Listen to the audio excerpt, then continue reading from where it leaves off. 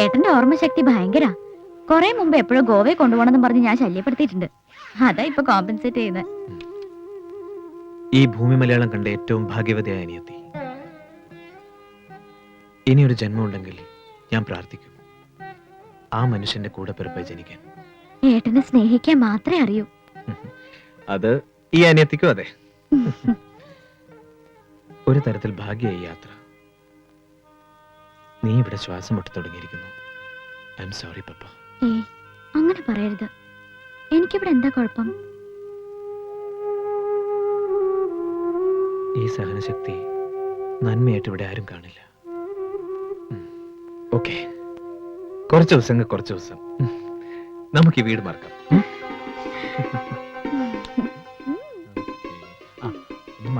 ഇല്ല, ഒന്നും പറഞ്ഞിട്ടില്ല. കണ്ടോ, എന്നെ കൊണ്ടുപോയില്ലോ. മോനെ നന്ദ, ഇറങ്ങിയോ? അതെ ചേച്ചി. പോയിട്ട് വരാ ചേച്ചി. രാജി പോവാം. മോനെ, അച്ഛന് തീരെ വയ്യ കേട്ടോ. നീ ഇവിടെ ഇല്ലെങ്കില് ഞങ്ങൾക്ക് ആർക്കും അച്ഛനെ മാനേജ് ചെയ്യാൻ കഴിയില്ല. എത്ര പേര് ഇടവും മലവും നിന്നാലും നീ അടുത്തില്ലെങ്കില് അറിയാലോ അച്ഛന്റെ കാര്യം. അച്ഛന് പ്രത്യേകിച്ച് അസുഖമൊന്നും. ഞാൻ ഇപ്പോഴല്ലേ അച്ഛൻ്റെ അടുത്ത് പോയത്. അത് നന്ദന്റെ പപ്പയുടെ യാത്ര മുടക്കണ്ടെന്ന് വെച്ചിട്ട് ഒന്നുമില്ലാത്ത ഭാവം നടിക്കുക. വയ്യാഴിക ശരിക്കും ഉണ്ട്. നീ പോയി കഴിഞ്ഞായിരിക്കും തുടങ്ങുക കരച്ചിലും പിഴിച്ചിലും വാശിയും. പിന്നെ ഭക്ഷണവും മരുന്നും ഒന്നും കഴിക്കുകയില്ല. എന്താ ഞാൻ വേണ്ടത് ചേച്ചി? ഈ യാത്ര ക്യാൻസൽ ചെയ്യണോ? എന്ന് ഞാൻ പറയില്ല. പപ്പ ഒരുപാട് മോഹിച്ച് ഒരുങ്ങി ഇറങ്ങിയതല്ലേ. എന്നാ പപ്പയെ തനിച്ചു വിടാം. എന്നിട്ട് ഞാൻ ഇവിടെ അച്ഛൻ്റെ അടുത്തിരിക്കാം. നീ എന്നോട് ദേഷ്യം പിടിക്കല്ലേ. ഞാനിവിടുത്തെ സിറ്റുവേഷൻ പറഞ്ഞതേ ഉള്ളൂ. ഇവിടുത്തെ സിറ്റുവേഷൻ എനിക്ക് മനസ്സിലാവും ബിക ചേച്ചി, മനസ്സിലാവും.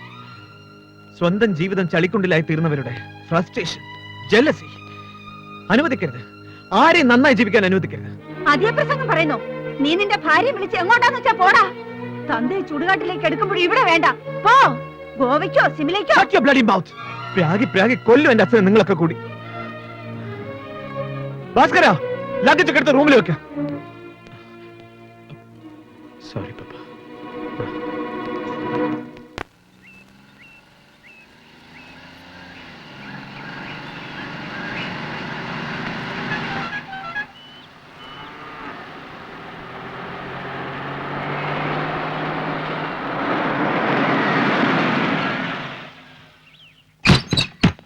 അപ്പുട്ടേ, അപ്പുട്ടേ,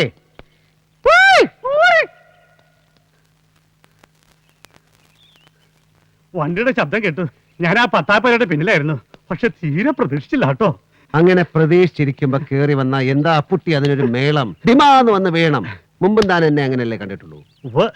പകല് വെളിച്ചത്തിൽ നമ്മൾ തമ്മിൽ കാണുന്നത് ആദ്യം എന്നാ തോന്നേ. രാത്രിയല്ലേ പ്രത്യക്ഷപ്പെടൽ, അതുപോലെ അന്തർധാനവും. എന്താണ് കൊച്ചു തോർത്തുമുണ്ടൊക്കെ എടുത്ത് പത്തായപ്പുരയുടെ പിന്നിൽ നിന്നൊരു പ്രത്യക്ഷപ്പെടൽ? ആ അടിച്ചളിക്കാർ ഇപ്പോഴും സർവീസിലുണ്ടോ? അത് പെൻഷനായി, ഇപ്പൊ ആരുമില്ല. അധികം തുടങ്ങി ഞാൻ തന്നെയാ. വിരോധമില്ല. ഇവിടുത്തെ ഏകാന്തതയിൽ ഒരു നേരം പോക്കിനായി താൻ ഇനി ആരെങ്കിലും ഇവിടെ പാർപ്പിച്ചു എന്ന് തന്നെ വെക്കുക. വിരോധം ഒട്ടുമില്ല. പക്ഷെ വിരോധം ഉണ്ടാവും. ഒരു കമ്പനിക്ക് താൻ എന്നെ കൂടെ വിളിക്കാതിരുന്നാൽ. അല്ല, ബാഗും പെട്ടി കിടക്കുന്നുണ്ടല്ലോ. 2 നാള് കാണുവോ? 2 നാളല്ല, ഇനിയുള്ള നാളുകൾ ചിലപ്പോൾ മുഴുവൻ ഞാനിവിടെ ഉണ്ടാവും. ഈ വീട് വാങ്ങിയിട്ടിരിക്കുന്ന കാര്യം പപ്പയ്ക്ക് അറിയില്ലേ? നിങ്ങളോടും പപ്പയോടും ഞാൻ എന്തെങ്കിലും മറച്ചു വെച്ചിട്ടുണ്ടെങ്കിൽ ഇത് മാത്രമാണ്. വെറുതെ ഒരു സർപ്രൈസ് തരാൻ. ഇവിടെയാണോ ജനിച്ചതും ചൈൽഡ്ഹുഡ് ചെലവഴിച്ചതും ഒക്കെ? ജനിച്ചത് ഈ വീടിനപ്പുറത്ത് എവിടെയോ ഒരിടത്ത്. ഞാൻ ബാല്യം ചെലവഴിക്കുകയായിരുന്നില്ല, കണ്ണീര് കുടിച്ച് അനുഭവിക്കുകയായിരുന്നു. അച്ഛൻ മരിച്ച 2 കുട്ടികളെയും കൂട്ടി അമ്മ തറവാട്ടിലേക്ക് കയറി വന്നപ്പോ അമ്മാവന്മാരുടെ ദുർമുഖങ്ങളും അമ്മായിമാരുടെ ആട്ടും തുപ്പുമായിരുന്നു സ്വീകരിച്ച് ആനയിച്ചത്. ഉരപ്പുരയുടെ നിലത്ത് അമ്മ മരിച്ച് തണുത്ത് കിടന്ന ശേഷം അധിക നാൾ ഇവിടെ കഴിയേണ്ടി വന്നില്ല. പോയി. 14 വയസ്സുകാരൻ ഏട്ടൻ 6 വയസ്സുകാരി അനിയത്തെയും കൂട്ടിപ്പോയി. ചോരയ്ക്കും പണത്തിനും ഒരേ മണമാണെന്ന് തിരിച്ചറിയാൻ തുടങ്ങിയിട്ട് എത്ര കാലമായി കാണും അറിയില്ല. അവളെ ഒന്നും അറിയിച്ചിട്ടുമില്ല. ഈ പഴയ അമ്മാവന്മാരും അമ്മായിമാരും ജീവനോടെ ഉണ്ടോ ഇപ്പോഴും? നമുക്കൊരു വിസിറ്റ് നടത്തിയിരുന്നു. ഉണ്ടാവാം, അന്വേഷിച്ചിട്ടില്ല. അത് വേണ്ടടോ. നമുക്കങ്ങനെ വേഷം കെട്ടി കാണിച്ചാലും തോൽപ്പിക്കണ്ട. കോടികൾ കണ്ടു മടുത്ത മനുഷ്യന്റെ പേരിൽ ഇന്ന് ഈ ഭൂമിയിലുള്ള ആകെ സ്വത്ത് ഈ വീടാ. ബാക്കിയെല്ലാം അനിയത്തിയുടെ പേരിലല്ലേ? അവളുടെ പേരിൽ, എന്റെ പേരിൽ. അങ്ങനെ ഒരു വേർതിരിവുണ്ടോ സേതു? കാലം ചീത്തയാണ്. മനുഷ്യനാണെങ്കിൽ പണത്തിനോടുള്ള ആർത്തി കൂടുതൽ കൊണ്ട് എന്തും ചെയ്യാൻ പഠിക്കാത്ത ചീത്തക്കാലം. പപ്പയ്ക്കുള്ളത് എന്താണെന്ന് വെച്ചാൽ എഴുതി കൊടുത്തിട്ട് ബാക്കി സ്വന്തം പേരിലാക്കണം. സ്വാമി എന്തൊക്കെയാ പറയുന്നത്? അതിൽ കാര്യമില്ല. കോളിയോടന്മാരുടെ ഇപ്പോഴത്തെ കണ്ടീഷൻ ശേഖരം മുതലാളിയുടെ പഴയ കോണകം വരെ വിൽക്കുന്ന ലെവലില. അപ്പുട്ടി ഒരു കുപ്പിയോട് എടുക്ക. സ്വാമി, വീട്ടിൽ വളർത്തുന്ന ഒരു പട്ടി തേങ്ങ പൊതിക്കുന്നതായ ഒരു വാർത്ത പേപ്പറിൽ വായിച്ചോ? വായിച്ചിരുന്നു, പക്ഷെ ഇപ്പോഴാണ് നേരിട്ട് കാണാൻ ഭാഗ്യം ഉണ്ടായത്. എന്തേലും വെറുതെ കളിക്കുന്നത്. ആ സേതു വന്നല്ലോ. ഫോൺ ചെയ്തോ സേതു? ലൈൻ കിട്ടുന്നില്ല. ഏതായാലും പപ്പയും നന്ദനും പോയിട്ടില്ല എന്നുള്ള ഉറപ്പാ. യാത്ര ക്യാൻസൽ ചെയ്തെന്ന ഇന്നലെ അവിടെ വിളിച്ചപ്പം പറഞ്ഞത്. അവൾക്ക് അസുഖമൊന്നുമില്ലല്ലോ, അതറിഞ്ഞാ മതി. ഒന്നും കാണില്ല, വേറെന്തെങ്കിലും റീസൺസ് ഉണ്ടാവും. സേതുവിന് ഇന്നലെ കുഞ്ഞിപ്പാലുവിനെ കിട്ടിയോ? ഉവ്വ്, പുള്ളിയോട് നമ്മൾ ഇവിടെ ഉണ്ടെന്ന് പറഞ്ഞിട്ടുണ്ട്. പറ്റുമെങ്കിൽ ഇങ്ങോട്ട് ചാടാന്നും പറഞ്ഞു. ഇതാരാ ഇവിടെ? കുഞ്ഞിപ്പാൽ വേണോ? എന്തോ ഒരു സസ്പെൻസ്. ഇറങ്ങുവായി. ഈ കുരിശ ഇതെങ്ങനെ ഇവിടെ? എന്താ ഡോക്ടർ മാലതി മേനോന്റെ ക്ഷമയില്ലാത്ത മോൾ ഇവിടെ? എനിക്ക് പപ്പയുടെ ഏട്ടനെ കാണാൻ, സംസാരിക്കാൻ. എങ്ങനെ അറിഞ്ഞു ഞങ്ങൾ ഇവിടെ ഉണ്ടെന്ന്?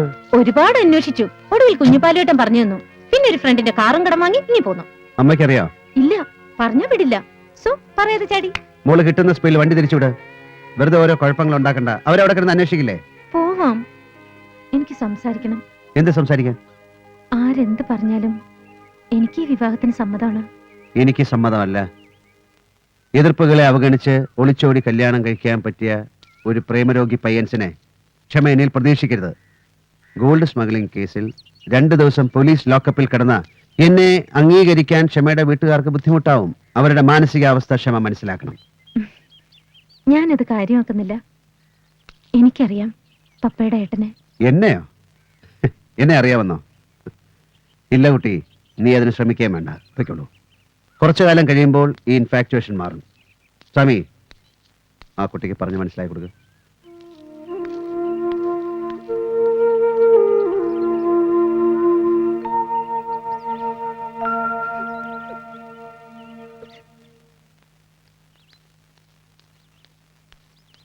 ദാ ആ കുട്ടി അപ്പുറത്തെടുത്ത് കരയുന്നു. താൻ കുറച്ച് ഇങ്ക് കുറുക്കി കലക്കി കോരി കൊടുക്ക്. കരയുന്ന പോലും. കരയാനും പിടിക്കാനും ഞാനൊന്നും ചെയ്തില്ലല്ലോ. എന്താ പരമേശ്വരന്റെ പ്ലാൻ? സന്യാസവും അല്ലല്ലോ. എന്തായാലും വിവാഹം കഴിക്കണം, ഒരു കുടുംബം വേണം. എന്നും ഇങ്ങനെ കഴിയാൻ പറ്റുമോ? സമ്മതിക്കാം, വിവാഹവും കഴിക്കാം. അത് ഈ കുട്ടിയാവുന്നതിനോടും വിരോധമില്ല. പക്ഷെ ആ കുട്ടിയുടെ അമ്മ നിങ്ങളോട് പറഞ്ഞില്ലേ അത് നടക്കില്ലെന്ന്? അവരങ്ങനെ പലതും പറയും. അയ്യടാ, അനുവാദം കാത്തു നിന്നും കൈനീട്ടി വാങ്ങി നമ്മൾ ഇതുവരെ എന്താ ചെയ്തത്? ആ കുട്ടി തയ്യാറായി കൊണ്ട് വന്നിരിക്കുക. ഇനി ഒരു നാളും തീയതി നോക്കി നമ്മൾ അതൊക്കെ നടത്തും. അത്രയേ ഉള്ളൂ. വേണോ സ്വാമി? വേണം ഉസ്താദ്.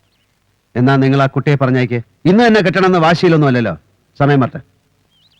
അതൊന്ന് നേരിട്ട് പറയേ, എന്നിട്ട് സന്തോഷമായിട്ട് ആ കുട്ടിയെ യാത്രയാക്കി.